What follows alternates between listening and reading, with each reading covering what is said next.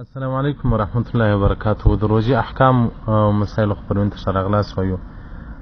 په روژه کې عموما د شیانو د خوند څکل دا مکروه دي. بعضې وخت روژه په فاسدېږي، لیکن که چیرې د کومې ښځې مېړه د اخلاقې وي، سخت مزاجې وي، نو ماښام بیا دعوه کوي، وهل ټکول کوي،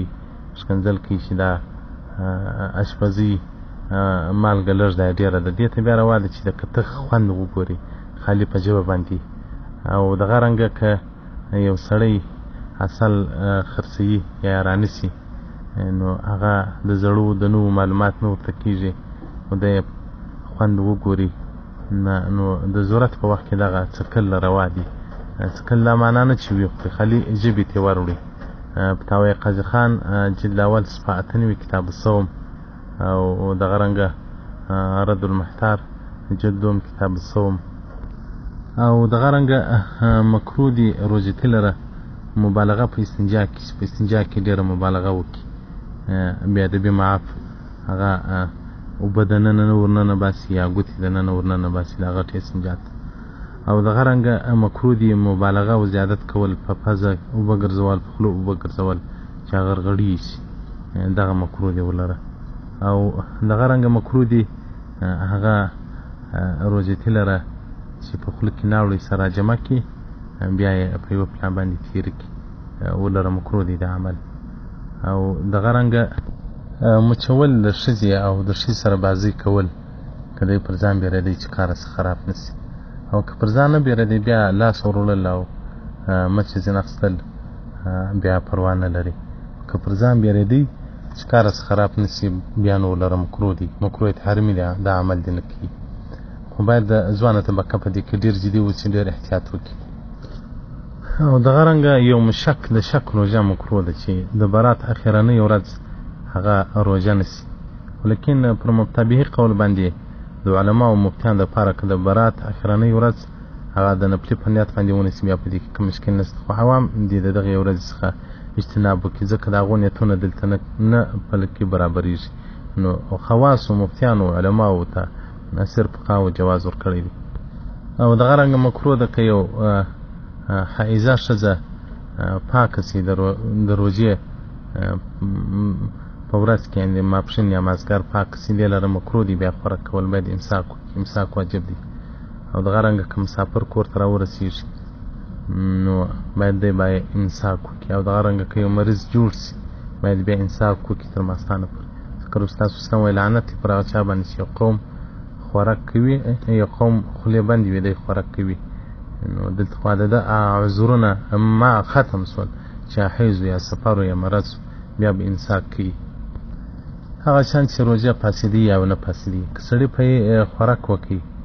او یا څښاک وکړي یا د ښځې سره جماع وکول په یاره سره، په یاد یې نه و، روژه یې نه ماتېږي، که پرسي روژه یې که نفلي روژه یې. او که یو سړی بل چا ته وویل هغه خوراک کوه چې ته خو روژتي یې خوراک ولې کوې، د سر نه خلاصو نه ورپه یادول، نو صحیح روایت دا دی چې د ده روژه ماته ده. او که سړي خوراک کوو نو وایي که هغه سړی قوي و یا اوبه څښلې، قوي سړی و خوراک یې کوو، یعنې قوي و د سره لخوا نه کولی شي چې بې خوراکه روژه تر ماښامه ورسي، نو دغه ناظر کتونکي ته نو بیا ښه دا ده چې هغه ورپه یادي چې ستا خو روژه ده، ما خوراک مه کوه. او که چیرې ضعیفه و یا سپین ږیري و نو هغه باید نه کړي خبر، هغه دې خپلې اوبه وڅښي، خوراک دې وکړي، ځکه په یاره سره خوراک روژه نه ماتوي، نه په یاره سره څښل روژه ماتوي. خو که دی ځوان و نو باید ورپه یاد کړول شي چې ستا خو روژه ده مه. او که ضعیفه و او ډېر په تکلیف و، د ده هېر اوبه یې څښلې، نو بیا دې ورپه یاد کړي. او که هغه پله برابر و، طاقت یې درلودی، نو بیا دې نو وایي نه دغه ورپه یادي دي چې ستا خو روژه ده. او که ضعیف و او یا سپین ږیري و او یا ډېر تږی و، د ده په هېره اوبه څښلې، بیا دې نو ورپه یادوي. او دغه رنګه که ماښام د سړي ګمان دا و چې ماښام لمر لوېدلی دی، د روژه ماته که وروسته معلومه سو چې لمر نه دی لوېدلی، دلته دی مخطي دی، خطا دی، نو روژه یې ماته د قضا به راوړي، کفاره نسته پر. او دغه رنګه که سهار راکښېنستی، هغه چې د ده نیت دا و چې پیشتمۍ دی، شپه ده، هغه شپه نه وه، سهار وسپېدې چې ولې وې د خوراک وکړئ څښاک وکړئ هم یې دغه روژه ماته ده خو تر ماښامه پورې به پټه خوله ګرځي امساک واجب دی پر خو لیکن د دغې روژې قضا به بیا راوړي کفاره نسته پر او دغه رنګه که سړي په خوله اوبه ګرځولې په پزه اوبه ګرځولې اوبه یې نس ته ننوتلې یعنې تېرې سولې ځینې که د ده روژه په یاد او روژه یې فاسده ده پر ده باندې قضا د کفاره نسته او که روژه نه و په یاد بیا روژه نه ده په ماته او دغه رنګه کې د پیشنمي ډوډۍ په غاښو کې بنده وه سار بیا وخوړله نو که لږ وه د نخود اندازې څخه کمه وه نو بیا روژه نه په ماتېږي او که نخود اندازه قدر وه او یا نخود څخه زیاته وه نو بیا هغه روژه په ماتېږي او دغه رنګه کې په خوله کې د ماښام غوښه یا ډوډۍ بنده وه هغه یې په لاس راوکړله تر خوله یې راوایستله بیا یې بېرته هغه په خوله باندې ننایستله نو بیا روژه ماتېږي او که هغه لږ شی په خوله کې تر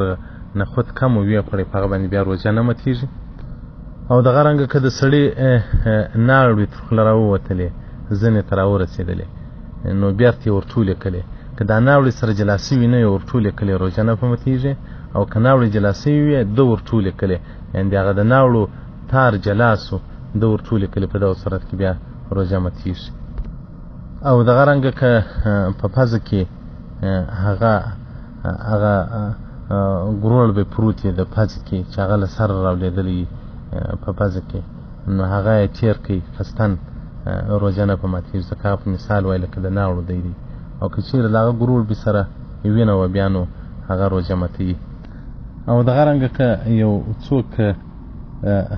لړم وخوري او بل زهري شی وخوري په هغه سره هم روژه نه ماتېږي دغه رنګه که سړي یو ښځې ته خپلې ښځې ته کتل په شهوت سره هغه معذوره سو یعنې جماع نه ورسره وکوله دغه یې ښځې ته کتل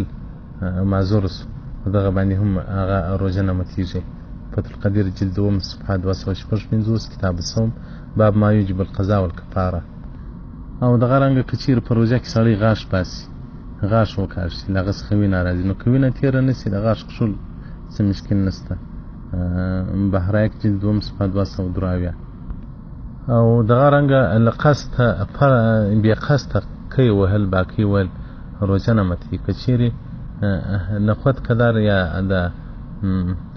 دال قدر یو د اندازه قدر کوي هغه تېر کړي نو روژه یې ماتېږي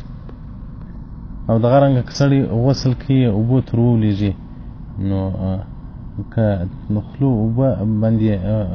د پزه تر خولې اوبه نس ته ننوتلي نو بیا یې روژه ماته ده او که نه ننوتلي بیا که مشکل نه لري خو باید سړی په روژه کې هغه چې غسل کوي له داسې دمو و حوضو څخه ځان وساتي چې تر خولو پزه یې او بدن ته هغه اوبه نه ننوځي په توای تر ترخانیه جلد 2 صفحه 344 او دغه رنګه په روژه کې سړی معذوره سي له خوبه دا هم روژه نه ماتېږي ځکه رسول الله صلی الله علیه وسلم وایي 3 شیان روژه نه ماتېږي هغه قی او ښکر ول او احتلام هدایت جلد 1 صفحه 199 کتاب الصوم او دغه رنګه په روژه کې نسوار خولې ته اچول دا روژه ماتېږي ځکه د بعضو خلکو غذا ګرځېدلی دي نو دا نعم البدل دی د غذا په دې وجه باندې روژه په ماتېږي رد المحتار جلد 2 صفحه 419 کتاب الصوم او دغه رنګه جوهرة النيرة جلد 1 صفحه 170 او دغه رنګه که ښځینه مریضان و دننه رحم ته دوا ور واچي که د څاڅکي دوا یې که دغې دوا کې کښېږدي نو هغه روژه ماتېږي او خارج له رحم څخه که دوا کښېږدي بیا هغه روژه نه په ماتېږي خلاصة الفتاوی جلد 1 صفحه 253 کتاب الصوم الفاظ ثالث فيما يفسد الصوم او دغه رنګه په روژه کې د غاښو کریم استعمالول هغه که یا خوند ستوني ته تېر سي روژه په ماتېږي که نسي تېر مکروه عمل دی فتاوی قاضي خان جلد 1 صفحه 9 الفاظ رابعه فيما یکره للصائمین او دغه رنګه په روژه کې سړی مریض وي د سترګو مریضي لري په سترګو کې دوا واچي هغه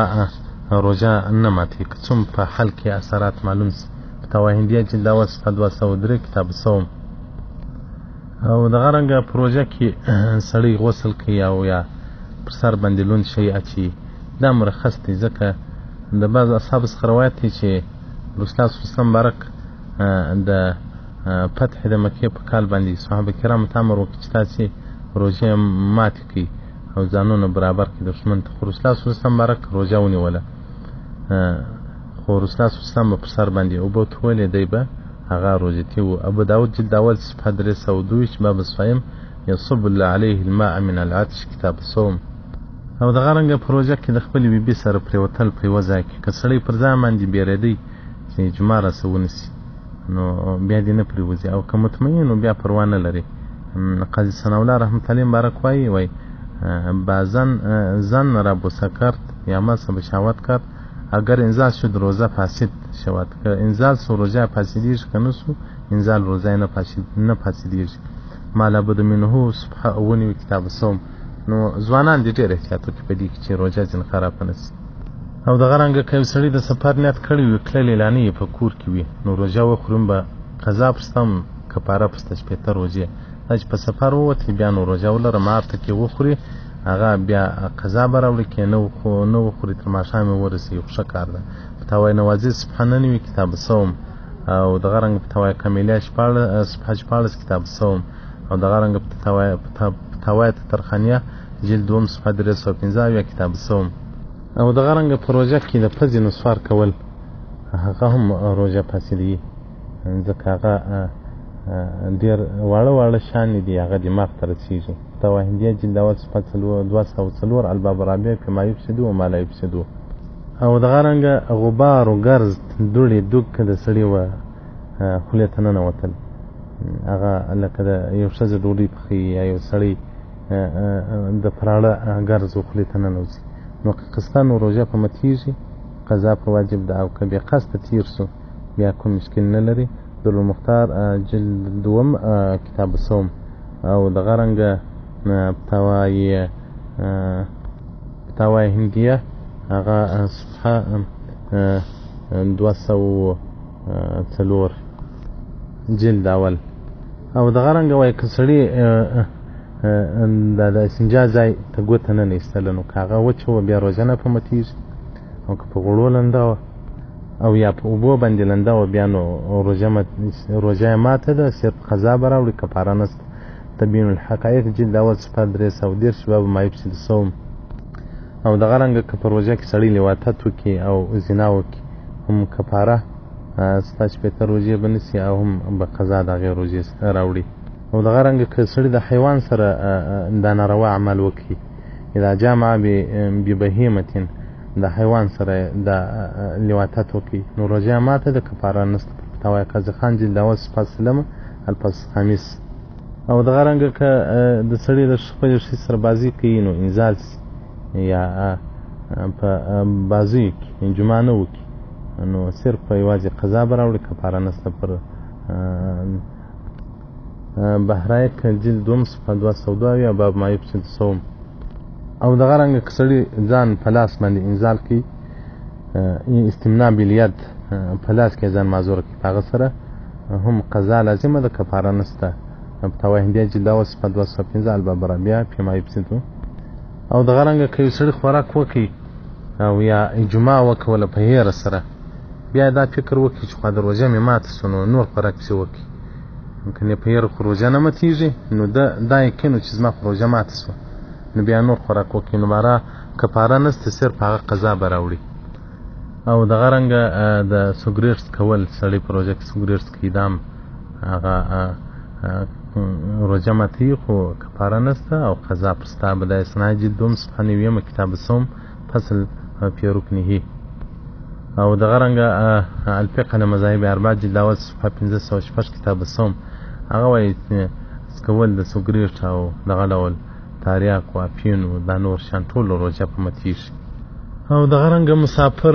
دپاره روژه نیول و نه نیول دواړه رخصت دي خو دته چې کوم یو اسانه وي هغه دې وکړي خو لیکن نیول یې هغه بهتر کار دی تا وایي هدایه جلد اول صفحه 201 کتاب الصوم او دغه رنګه بهرک جلد 2 صفحه 202 کتاب الصوم او کفاره کې چې انسان باندې روژه واوړي یعنې قصداً روژه وخوري یا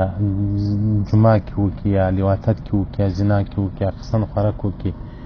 نو په دې کې هم قضا سته، کفاره سته. په کفاره کې تر ټولو له مخه غلام آزادول هغه دي. که غلام نه لري، مری نه لري، بیا د 2 میاشتې په لپسې روژه ونیسي. نو که چېرته د روژې نیولو طاقت نه وي، بیا د 15 مسکینانو ته 2 وخته ډوډۍ ورکړي، او یا د سرسایې مقدار د سرسایې په اندازه باندې هغه 15 مسکینانو ته پیسې ورکړي. خو کفاره چې ادا کړه، قضا د روژې به هم راوړي. د قضا څخه ما سوه کفاره پر ده لازمه ده. کومه روژه چې ده خوړلې ده، د هغې قضا به بیا